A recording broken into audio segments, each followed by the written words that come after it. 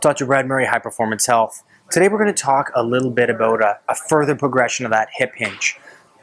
Hinging through the hip is imperative to get power from the hips and take pressure off the low back, so you're not jamming the low back, you're generating that force through the hips.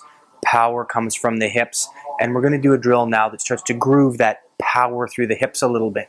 So really important with this guy, just like in the squat, that as you perform the motion that you're dropping those hips back and coming down in between those knees and then back up.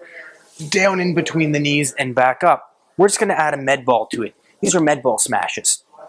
So we're going to get in that exact same squat position. We're going to grab onto that med ball. We're going to get those arms well above the head. You want to really elongate with this guy. You want to crack that whip. You want to really elongate as you come through so it's up, and then you throw those hips back to generate this movement. It's not an arm movement where you use those arms. It's a hip movement where you just guide down with your arms at the end.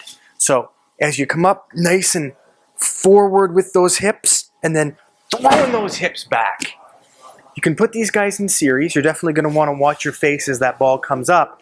But the power should be generated by throwing those hips forward and then throwing those hips back and letting the arms guide the ball down.